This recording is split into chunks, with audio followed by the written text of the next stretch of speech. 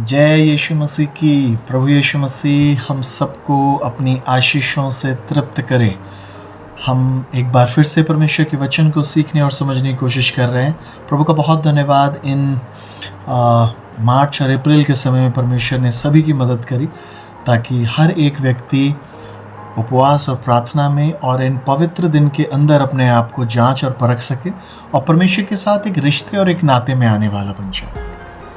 हम लोग पिछली बार सुन रहे थे और समझ रहे थे कि किस प्रकार से एक शुभ शुक्रवार आशीषों का कारण बन जाता है। तो उस वचन को हमने गुड फ्राइडे के तौर पे जो था वो देखा था कि किस प्रकार से वो हमारे जीवन के अंदर मोक्ष का कारण बन जाता है। तो प्रभु का बहुत धन्यवाद हो। आज हम जी उठने के दिन के विषय में कुछ सीखने जा रहे हैं और प्रभु यीशु मसीह मदद करें इन सारे वचनों को सीखने और समझने में।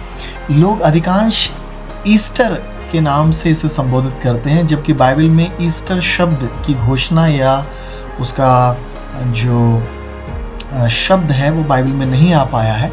और ख़ासकर जब इस ईस्टर शब्द को देखा जाए तो ये एक एंशिएंट या पाश्चात्य एक देवी हुआ करती थी जिसके नाम पे एस्ट्रोथ करके मान्यता है, जिसके नाम पे ये शब्द ईस्टर करके आया है। लेकिन बाइबल इसे रिजरेक्शन डे या जी उठने के दिन के को कर संबोधित करती है। तो मैं आपको आज जी उठने के दिन के विषय में बहुत सारी हार्दिक बधाइयाँ देता हूँ और रिजरेक्शन डे पे आज हम परमेश्वर के वचन को सीखेंगे और समझेंगे। अगर आप लोग परमेश्वर के वचन को सीखते और समझते हैं तो ध्यान रखिए, जब आप एक दूसरे को बधाइयाँ दें तो जी उठने के दिन के ऊपर और रिजरेक्शन डे कहकर या पुनरुत्थानित दिन कहकर जो यीशु मसीह का जी उठने का दिन है, हम एक दूसरे को बधाइयाँ दे सकते हैं। बहरहाल मत्ती रचित सुसमाचार उसका 28 अध्याय वचन 2 के अंदर बताया गया है कि एक बहुत बड़ा बुडोल हुआ, अर्थक्वेक आया। और एक अर्थक्वेक बाइबल में लिखा हुआ है, अकाउंट में दर्ज है, मत्ती रचित सुसमाचार उसका 28 का 2 में। और देखो एक बहुत बड़ा अर्थक्वेक, एक बुडोल हुआ और भूकंप आने के बाद एक स्वर्गदूत को देखा जो वहाँ के पहरेदार थे और कुछ स्त्रियां जो यीशु मसीह को तीसरे दिन, जो कि सबत के दिन के ठीक सप्ताह का पहला दिन कहा जाता था, अर्थात शनिवार के बाद जो दिन इतवार आता है, रविवार, वो पहला दिन, हफ्ते का पहला दिन करके कंसीडर किया गया है। और बाइबल जवाब देती है कि उस समय एक स्वर्गदूत आया और उसने कब्र पे यीशु मसीह को मार दिया गया था, गाड़ दिया गया था और अब वो इस मृतक अवस्था में कब्र के अंदर पड़े हैं। और स्त्रियों का आना इसलिए था ताकि उनको उनके शरीर के ऊपर कुछ ऑइंटमेंट या कुछ एम्बामिंग, कुछ इस प्रकार के मसाले, द्रव्य पदार्थ लगा सकें लिक्विड फॉर्म में, ताकि बॉडी के अंदर से बदबू या दुर्गंध आना ख़त्म हो जाए। और जब वो सुबेरे भोर के समय आती है, मरियम मगदलीनी और यूसुफ या फिर याकूब की माँ मरियम जब वहाँ आती हैं, तब बाइबल में लिखा है पहरेदार पहरा दे रहे होते हैं और ये जब आते हैं तो एक स्वर्गदूत को देखते हैं जो कि कब्र पे से पत्थर को हटा देता है। और जैसे ही पत्थर को वो हटाता है उसके ऊपर बैठ जाता है और बहुत चमकते हुए ज्योतिर्मय रूप में होता है, जिसके कारण उसका प्रभाव चौकीदार पहरेदारों पर पड़ता है कि वो डर जाते हैं और ऐसे हो जाते हैं जैसे मृतक अवस्था में। और फिर अगर आप आगे देखेंगे तीसरे और चौथे वचन में लिखा हुआ है, लेकिन वो स्त्रियों से बातचीत करते हैं। वचन 5 में मैं देख रहा था कि उनके पास एक संदेश है जिसे हम शुभ संदेश, सुसमाचार के विषय में भी देखते हैं। उनके पास एक संदेश, और सबसे पहली बात जो रिजरेक्शन डे पे वहां देखी गई, पुनरुत्थानित दिन या जी उठने के दिन में देखी गई पहली चीज, वो बोल रहे हैं डरो मत। पहली चीज स्वर्गदूतों का आगमन, और वो इस बात को बोल रहे हैं डरो मत। आप देखेंगे मरियम के पास स्वर्गदूत आए थे जब उन्हें बोला था कि तू पवित्र आत्मा की ओर से गर्भवती पाई जाएगी। स्वर्गदूत यूसुफ जी के पास भी आए थे, स्वर्गदूत गडरियों के पास भी गए थे और एक ही संदेश था, डरो मत। आज हम देखने जा रहे हैं कि जो रिजरेक्शन डे है, पुनरुत्थानित दिन, जी उठने का जो दिन है, इसकी महत्वता, इंपॉर्टेंस क्या पाई जाती है। किस चीज के लिए पहचाना जाता है, इसकी महत्वपूर्णता क्या है इस दिन की, और इसकी महत्वपूर्णता स्वर्गदूतों के दिए गए वचनों में छिपी हुई है। जब स्वर्गदूतों को दो प्रकार के प्राणियों ने देखा, एक स्त्रियों ने और पुरुष ने। एक वो पुरुष जो कि वहां पहरेदार हैं और रोमन साम्राज्य के सैनिक हैं, और एक ये स्त्रियां जो कि यीशु मसीह की शिष्य थी। और जब वो वहां आ रहे हैं, दो समुदाय के लोगों को एक ही संदेश मिल रहा है, लेकिन बातचीत पहरेदारों से, सोल्जर्स से नहीं है। और दोनों ही लोग, स्त्रियां और पुरुष, यीशु मसीह के शिष्य और यीशु मसीह के शिष्य जो नहीं थे, सोल्जर्स या पहरेदार, पहरुए, वो भी डर गए और ये भी डर गए। लेकिन संदेश स्त्रियों को मिल रहा है, डरो मत। उन लोगों के लिए जो पुनरुत्थानित दिन के ऊपर विश्वास नहीं करते, यीशु मसीह के मारे और गाड़े जाने के ऊपर विश्वास नहीं करते, भले ही संदेश को सुन रहे हैं, उनका डर खत्म नहीं होगा। उनके लिए कोई भी आनंद नहीं है। डर का जो अपोजिट वर्ड है, डर के लिए जो उल्टा शब्द पाया जाता है, विपरीत शब्द, वो है आनंद। तो जो स्वर्गदूत कह रहे हैं, ये आज जो दिन है ये डर का नहीं है। तुम विश्वास करते हो, तुम शिष्य हो, तुम चेले हो, तुम यीशु मसीह के अनुयायी हो। जितने भी अनुयायी हैं उन सब के लिए पुनरुत्थान का दिन डरने का दिन नहीं है। It's a day of rejoicing, ये आनंद का दिन है। पौलुस प्रेरित ने अपने वक्तव्य में, वचनों में कहा है, rejoice always in the Lord, again I से रिजॉइस। हमेशा प्रभु में आनंदित रहो। और मैं तुमसे दोबारा कहता हूं, परमेश्वर में, मसीह में आनंदित रहो।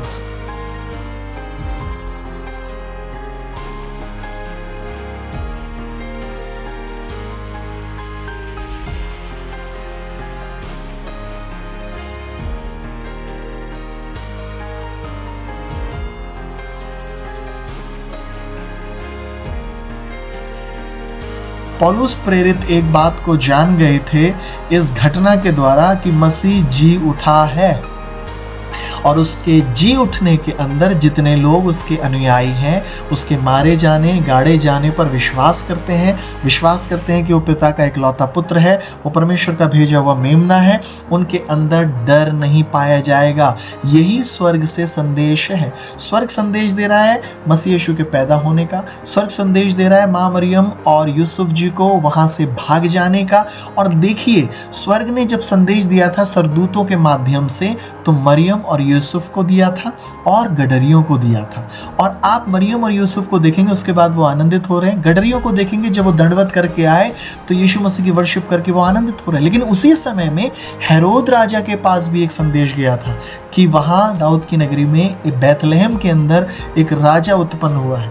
और आप शुरू से देखेंगे हेरोदेस ने विश्वास ही नहीं किया यीशु मसीह पे, तो शुरू से लेकर अपनी मृत्यु के अंत तक हेरोदेस यीशु को लेकर डरता पाया गया। और वो इतना डर गया कि उसने उस यरूशलेम में पल रहे कई बच्चों को, उस समय के नवजात शिशुओं को मरवा दिया। आज पुनरुत्थान का दिन, जी उठने के दिन का जो महत्व है विश्वासियों के लिए, वो डर का नहीं है, आनंद का है। इसलिए आनंदित हो जाइए आज के दिन। आज रिजरेक्शन डे में मैं और आप इतने आनंदित हो जाएं कि स्वर्गदूतों के द्वारा माँ मरियम जी को और मरियम मगदलीनी जी को, जो दो मरियम पहुंची हैं, उनको बोला जा रहा डरो मत। तो क्या करें? आनंदित हो जाए। वो जो दूसरे सैनिक लोग हैं या सोल्जर्स हैं या पहरुए या पहरेदार, चौकीदार हैं, वो क्यों नहीं आनंदित हो पा रहे? क्योंकि वो विश्वास नहीं कर रहे। उनके पास भी सुसमाचार है, तो क्या वो भी सुसमाचार प्रचारक है? नहीं।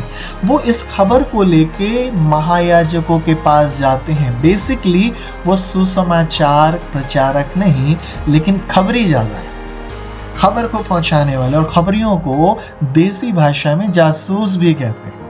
और वो लेके गए और वहां जाके उस खबर को महायाजकों ने बोला, जो आंखों देखा हाल उन्होंने बताया, कानों सुना हाल जो उन्होंने बताया, कब्र को देखा वो खाली है, ये बात तो वो भी देख रहे थे, वो भी सारी चीजें कर रहे थे, लेकिन उनको वहां पैसे देके, चांदी के कुछ सिक्के देके बोला गया, इस खबर को, इस संदेश को जो स्वर्गीय है बदल दो। मेरे प्रियो, आज दो प्रकार के लोग पृथ्वी पर पाए जा रहे हैं। एक वो लोग जिनके पास सुसमाचार दिया गया है और वो शिष्यता में है, चेले हैं, डिसाइपल्स हैं। वो धर्म में नहीं है, धार्मिकता में है। धर्म के ठेकेदारों के पास ये धर्म के लोग धर्म का वचन लेके पहुंचे थे, जो कि महायाजक और इत्यादि लोग थे। They were into the religion, not into the relationship.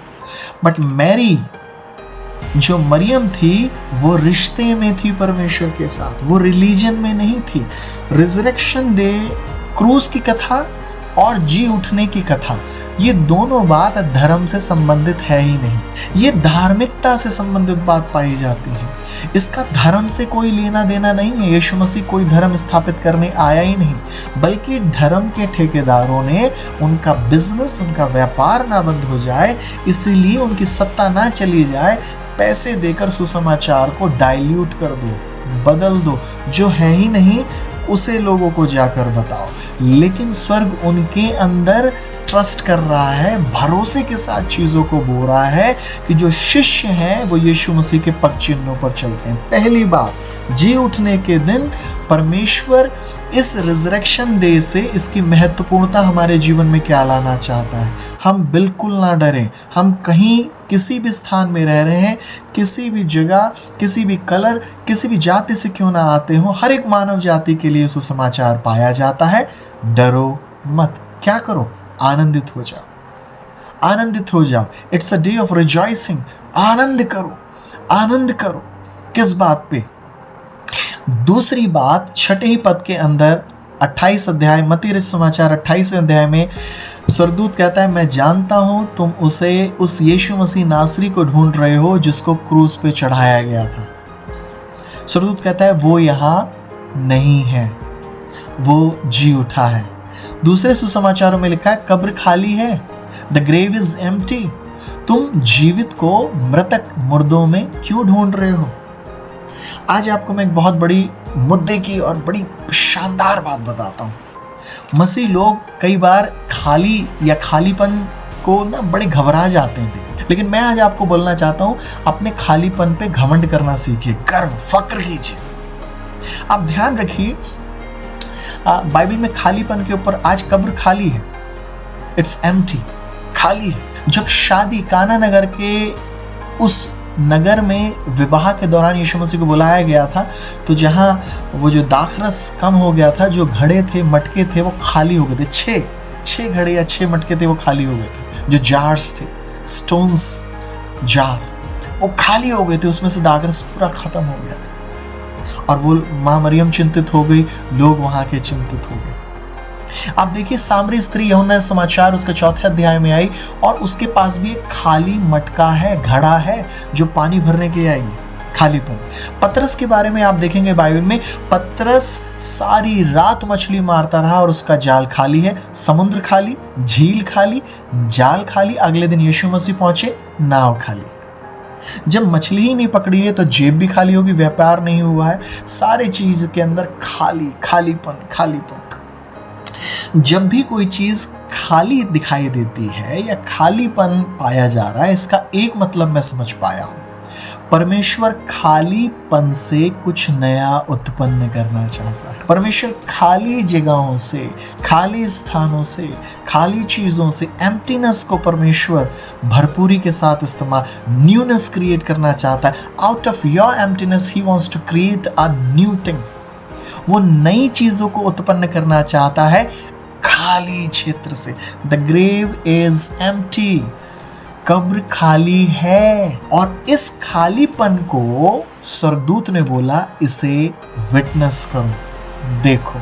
जो स्वर्गदूत ने पत्थर हटाया था, वो इसलिए नहीं हटाया गया था कि यीशु मसीह बेचारे 3 दिन से वहां पड़े हुए हैं, यीशु मसीह को बाहर निकालो। बेचारे, कुचले हुए, लाचार, मृतक यीशु मसीह। क्योंकि अब परमेश्वर इन्हें जिंदा करना चाहता है, तो पत्थर को लुढ़काओ, यीशु मसीह को नहीं। पत्थर का हटाया जाना यीशु मसीह को बाहर निकालने के लिए नहीं था। पत्थर का हटाया जाना चेलों को अंदर जाके विटनेस करना था। एक विटनेस का मतलब होता है जिसने उस सिचुएशन को देखा है और सुना है, उस जगह खड़े होके जहां घटना घटी है। और घटना के जहां घटना घटी थी वो था ग्रेवयार्ड, या वो जहां लाश मृतक की रखी गई थी यीशु मसीह की। और उस चीज को वो लोग बखूबी जानते थे कि अभी हम शुक्रवार के दिन इन्हें यहाँ छोड़ के गए हैं और अब सरदूत कह रहा है कब्र खाली है। इसका मतलब दूसरी चीज जो स्वर्ग चाहता है, पुनरुत्थान की महत्वता को हमारे जीवन में लाने का पहला, आनंदित हो जाओ, rejoice into the Lord. It's a day of rejoicing.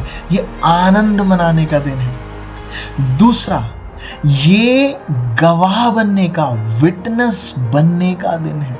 और मरियम स्त्रियों ने क्या विटनेस किया? कब्र खाली है, यीशु जी उठा है। It's a day of witness, witnessing the Lord. It's a day of witnessing the emptiness. उस खालीपन को विटनेस करो, उस जगह को देखो जो खाली है।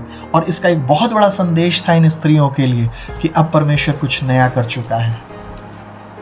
उस पर भरोसा करो, वो नया कर चुका है। मेरे प्रिय, मैं आज प्रभु का बेटा होने के नाते बड़ी नम्रता, दीनता से आनंदित होकर इस सुसमाचार को आपके सम्मुख ला रहा हूँ। रिजरेक्शन का, पुनरुत्थान का जो दिन है, आनंद मनाने का दिन है। रिजरेक्शन और पुनरुत्थान का दिन विटनेस करने का दिन है खालीपन को। हर एक खालीपन फक्र और गर्व का एक दिन होना चाहिए।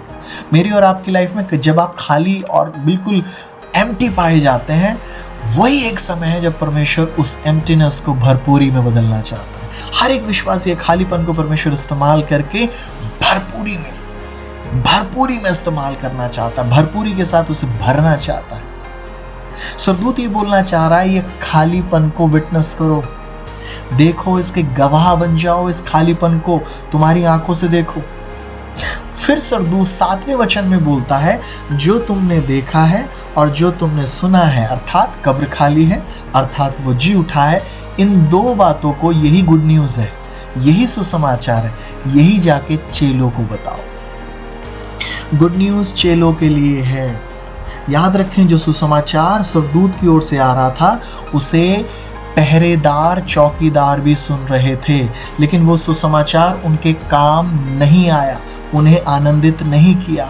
उन्हें विटनेस होने के लिए उस सुसमाचार वो विफल हो गया। कारण ये था, उन्होंने विश्वास ही नहीं किया। लेकिन जो विश्वास कर रहा है, जो शिष्य है, उसके लिए पुनरुत्थान का दिन एक महत्वपूर्णता का दिन बन जाता है, आनंद होने का दिन, गवाह बनने का दिन। और तीसरी और इंपॉर्टेंट चीज जो वचन 7 में लिखी है, सरदूत ने बोला, यही बात जो तुमने देखी है और तुमने सुनी है, इसे जाके शिष्यों को बताओ। इसका मतलब क्या था? Share the good news to the disciples, share it with others. दूसरों के साथ भी इसे जाके बांटो। और यीशु मसीह ने मुर्दों में से जी उठ के जब वो पिता के पास जा रहे थे, तब बोला, स्वर्ग और पृथ्वी का सारा अधिकार मुझे दिया गया, इसलिए तुम जाओ। और सरदूत भी यही बोल रहा है, देयरफॉर गो, जाओ। सुसमाचार को बांटना बहुत जरूरी है। पुनरुत्थान के दिन की घटना को बांटना बहुत जरूरी है। आनंदित होना जरूरी है, आनंद का सुसमाचार है। दूसरी और महत्वपूर्ण बात परमेश्वर का वचन बताता है, ये जो दिन है, it's a day of witnessing God. परमेश्वर के उस कब्र को देखकर गवाह बनने का दिन है। और तीसरी चीज, इस देखी गई और सुनी गई बात को, इस गवाही को बांटना जरूरी है। एक घर था जिसके अंदर एक शेरू नाम का कुत्ता था। रात को एक चोर आता है, और जब चोर चोरी करने के लिए आता है, शेरू अपने जगह पे बैठा रहता है। रात के 12-1 बजे उसने चोर को दरवाजे से उतरता हुआ देखा, घर में आता हुआ देखा, और जैसे ही वो घर में कूदा, तुरंत शेरू भौंकता है और उसके पीछे दौड़ने लगता है। शेरू अपने मकान की दीवार भी फांद जाता है, उसका पीछा करता है, और वो झाड़ियों में, गली के कुत्ते भी उसके साथ दौड़ रहे हैं। सारे कुत्ते एक साथ मिलकर और भौंक रहे हैं। चोर झाड़ी में जाके छिप जाता है ताकि ये कुत्ते कहीं उसे काट ना ले। धीरे धीरे करके जब कुत्तों को कुछ नहीं दिखाई देता, एक एक करके सारे कुत्ते निकल जाते हैं, लेकिन अंत तक शेरू वहां बना रहता है, क्योंकि शेरू ने चोर को आते देखा था, उसको उतरते उसकी आवाज को सुना था। विटनेस का मतलब, गवाह का मतलब होता है जिसने देखा है, जिसने सुना है, जिसने उसको साक्षी, प्रमाण के तौर पे देखा है, वो है असली गवाह। और सरदूत बोल रहा है, जो तुमने देखा और सुना है उसे जाके बांटो। आज पुनरुत्थान के दिन पे 3 महत्वपूर्ण बातें परमेश्वर के लोगों के लिए बहुत जरूरी है। पुनरुत्थान के दिन की महत्वपूर्णता है आनंदित हो जाएं। It's a day of rejoicing.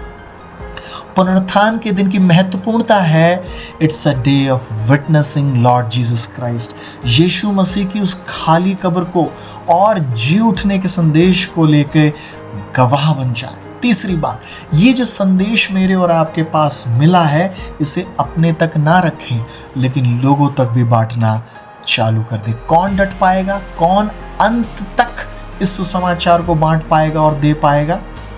जिसने देखा है, जिसने सुना। अगर आपके पास प्रभु यीशु मसीह का अनुभव है, आप यीशु मसीह के अनुभव को बांटने से लोगों के साथ पीछे नहीं हटेंगे। याद रखिए उस शेरू कुत्ते की कहानी, जिसने देखा था, सुना था चोर का, वो लास्ट तक पीछे रहा और झाड़ी में भौंकता रहा जब तक उसने चोर को पकड़ ना लिया। आपने यीशु मसीह को देखा है, स्वाद को चखा है, चख कर देखो परमेश्वर कितना भला है। ये रिजरेक्शन डे, ये पुनरुत्थान डे आपकी लाइफ के अंदर एक आशीष का, विटनेस का, आनंद का और लोगों को सुसमाचार बांटने का दिन हो जाए। ये दिन, इसकी इंपॉर्टेंस, इसकी महत्वपूर्णता आपकी लाइफ में बखूबी ईमानदारी के साथ यीशु के नाम से उड़े ली जाए। प्रभु आपको बहुत ऐसे आशीष दे। पुनरुत्थान की ढेरों बधाइयाँ। इसकी महत्वपूर्णता आपके जीवन का आधार बन जाए। प्रभु आपको आशीष दे। यीशु की शांति आप में बरकरार रहे। जय मसीह की। धन्यवाद। जय मसीह की सबको। मैं आशा करती हूँ आप सब इस वीडियो के माध्यम से आशीषित हुए हैं। कृपया चैनल को लाइक, शेयर और सब्सक्राइब जरूर करें ताकि और भी लोग आशीषित हो सके। आप अपनी प्रार्थना का विषय हमें बता सकते हैं। इस वीडियो के नीचे डिस्क्रिप्शन बॉक्स यानी विवरण बॉक्स में जाके प्रार्थना अनुरोध फॉर्म भरें ताकि हम आपके लिए प्रार्थना कर सके। इस चैनल को आर्थिक रूप से मदद करने के लिए आप UPI या पेपैल के माध्यम से अपना उपहार भेज सकते हैं।